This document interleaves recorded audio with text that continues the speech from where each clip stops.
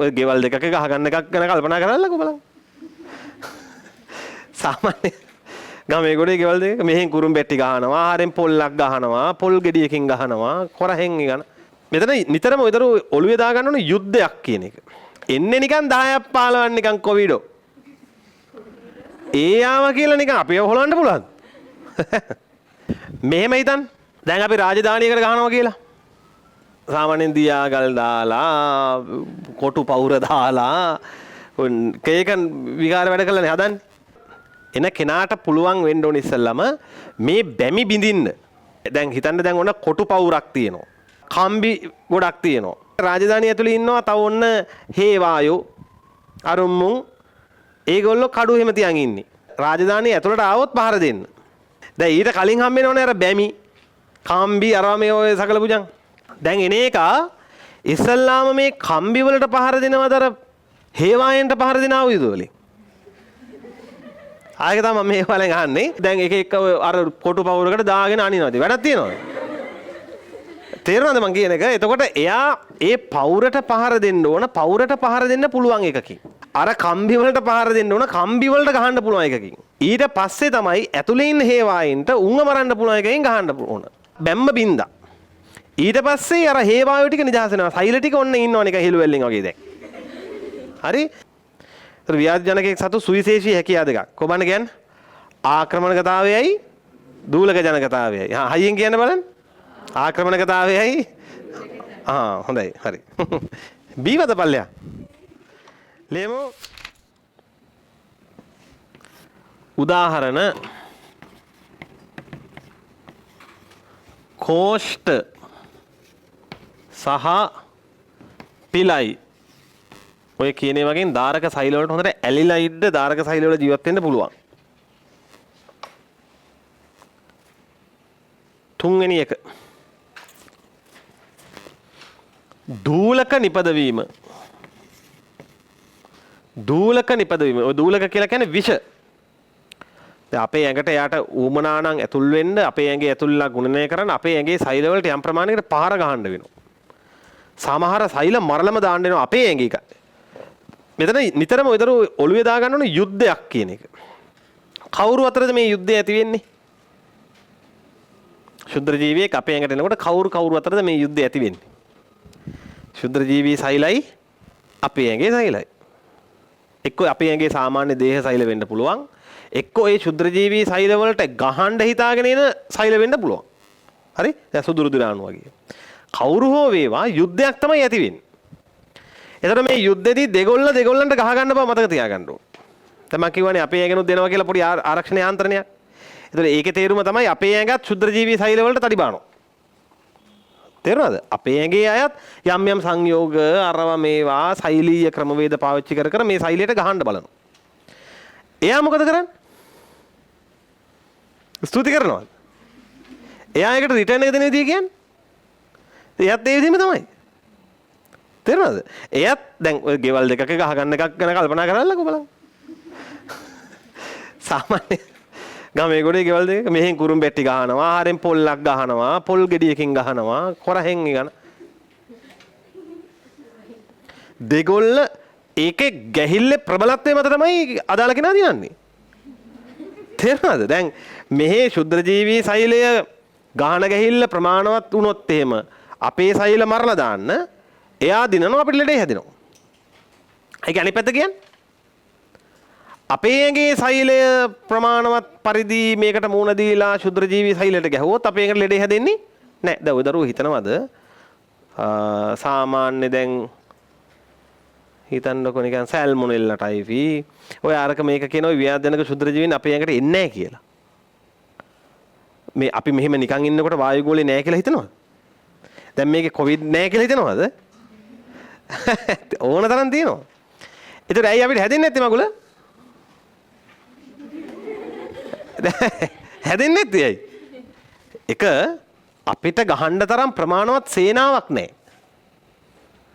තේරෙනවද? එන්න ඕන ශුද්‍ර ජීවි හොඳ මාත්‍රාවක්.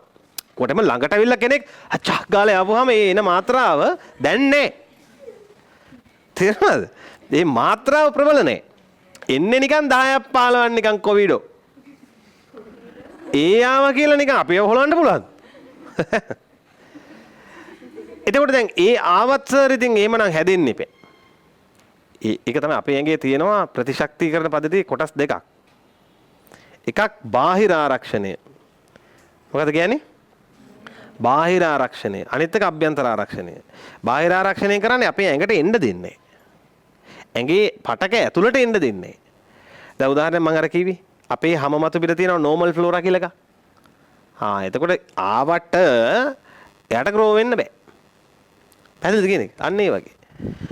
දැන් කොවිඩ් කියන කෙනා අපේ ශ්වසන පද්ධතියට ආවා කියලා ශ්වසන පද්ධතියේ තියෙන ශ්ලේෂ්මල වලින් එයාව මෙහෙම කරගෙන ඇවිල්ලා හචොස් පාරකින් එළියට දානවා. තේරුණාද? එතකොට 6 15ට ලොකු දෙයක් කරන්න බෑ. හැබැයි ලොකු සෙට් එකක් ආවොත් ඒ ශ්ලේෂ්මල තට්ටුවෙන් මේගොල්ලෝ පිස්සට සෙට් එකක් ඇතුළට යනවා. තේරුණාද? ඒ කියන්නේ ඉන්න ප්‍රමාණය වැඩි. එතකොට ඒ ඇතුළට යන අය තමයි ලෙඩේ හදන්නේ. හරි? ඒ ඇතුළට ගියත් ආයෙන්නවා දැන් ඔය මං කිව්වේ මොන ආරක්ෂාව කියලාද? බාහිර ආරක්ෂාවනේ, අභ්‍යන්තර ආරක්ෂාව කියලා තව ඉන්නවා. එයාගෙන් බේරෙන්නත් ඕන. ඒත් ඌටත් පාලනය කරන්න බැරි මට්ටමේ තොගයක් නම් අපේ ඇඟට ආවේ. අපේ ඇඟට අනිවාර්යෙන් එල්ලෙඩේ හැදෙනවා. ඊළඟට ඉන්න අපිට තියෙන එකම ආරක්ෂාව තමයි පරිචිත ප්‍රතිශක්තිය. ඒ කියන්නේ ප්‍රතිදේහෙ එන්න ඕන. තේරුණාද? ඔච්චරයි. ඒ ප්‍රතිශක්තිය වෙන ප්‍රතිදේහ හරි ජොලි. ඒක පස්සේ ඉගෙන ගමු. දැන් මේක ඉස්සරහ ලියලෙමු. එතකොට දූලක නිපදවීම කියලා කියන්නේ ශුද්‍ර ජීවී සෛලයට පුළුවන් විෂ හදන්න අපිට ඇටැක් කරන්න. එයා පාවිච්චි කරන දේවල් අපිට ගහන්න. විෂ වර්ග. විෂ වර්ග දෙකක් තියෙනවා. වරහන් ඇතුලේ දාගන්න. දැන් දූලක නිපදවීම කියලා ලිව්වනේ. වරහන් ඇතුලේ දාගන්න. අන්තක් දූලක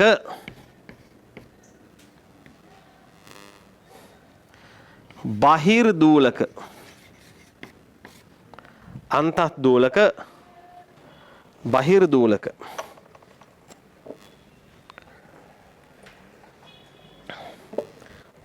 අර පොතේ දීලා තියෙන්නේ සම්පත් පොතේ මේ මට දන්න තරමින් මේකේ තියෙන ඒකනේ.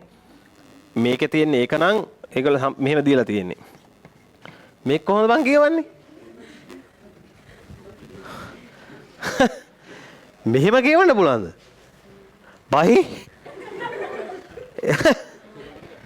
පිස්සුනේ. මේ හරිය 4 ව්‍යාධිජනක ශුද්‍ර ජීවීන්ගේ 4වෙනි ලක්ෂණිකය. අරුම්මුන් ඒගොල්ලෝ කඩු එහෙම තියන් ඉන්නේ. ඒ මොකද්ද අර රාජධානිය ඇතුළට ආවොත් පහර දෙන්න. තේරුණාද? දැන් ඊට කලින් හම්බෙනවනේ අර බැමි, කම්බි අරවා මේ ඔය සකල පුජන්. දැන් එන එක ඉස්සල්ලාම මේ කම්බි වලට පහර දෙනවද අර හේවායන්ට පහර දෙන ආයුධ වලින්? ආයෙක තමයි මේ වලින් අහන්නේ. දැන් සාමාන්‍යයෙන් කඩු දැන් එක අර කොටු පවුරකට දාගෙන අනිනවද? වැඩක් තියනවද? තේරෙනවද මං කියන එක? එතකොට එයා ඒ පවුරට පහර දෙන්න ඕන, පවුරට පහර දෙන්න පුළුවන් එකකින්. හරිද? අර කම්බි වලට පහර දෙන්න ඕන, කම්බි වලට ගහන්න පුළුවන් එකකින්. ඊට පස්සේ තමයි ඇතුලේ ඉන්න හේවායින්ට උන්ව මරන්න පුළුවන් එකකින් ගහන්න ඕන. හරිද? ඒ හේවායින්ට ගහන සෛල වලට විස දෙන හේවායන්ට ගහන ඒවට තමයි අපි ඔය දූලක කියලා කියන්නේ.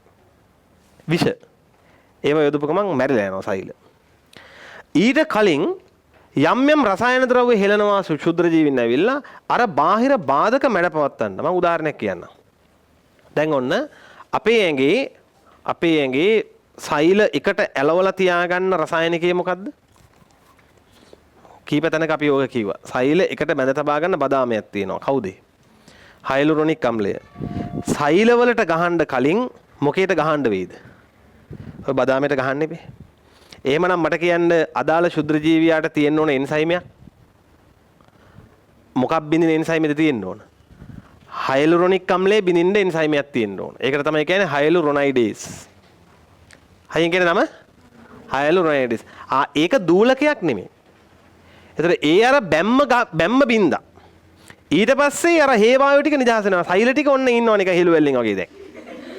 හරි? දැන් එවන්න ඕන ඒ සෛල මරන්න නම් ඒ සෛල මෙරිය හැකිද හයලුරොනයිඩේස් වලින්? බෑ. එහෙමනම් සෛල මරන්න වෙනම විෂක් එවන්න ඕන. අන්න ඒ විෂ තමයි ඔය අපි කියන්නේ මොනවා කියලාද? දූලක. පැහැදිලිද? රයිට් හරි. එහෙම එතකොට මේ ඉස්සල්ලාම රාජධානියේ අර මං අර කිව්වා වගේ අර ඔය හයිලුරොනයිඩේස් දාලා ඒවා බිඳලා පොස්පොලිපේස් දාලා පොස්පිලපිට බිඳලා ප්‍රෝටියේස් දාලා ප්‍රෝටියේස් බිඳලා අර සෛල ටික නිකන් තනි කරගන්න ඕන. ඊට පස්සේ තමයි උන්ට වෙන වෙනම ඇටැක් කරන්න වෙන්නේ. ඒතර ඔය පළවෙනි පියවර ඔය මම ඔය කිව්ව සෛල තනි කර ගැනීමේ පළවෙනි පියවරට අපි කියනවා ආක්‍රමණකතාව. හයියෙන් කියන වචනේ ආක්‍රමණකතාව. ආක්‍රමණකතාවයටත් එයා ළඟ තියෙනවා එන්සයිම. ඒක තමයි අර කිව්වේ හයිලුරොනයිඩේස්, පොස්පොලිපේස්, ලෙසිතිනේස් වගේ ඒවා. ඒවා ඉවර පස්සේ සෛල නිකන් වීක් වෙනවා. ඒගොල්ලෝ තනි වෙනවා.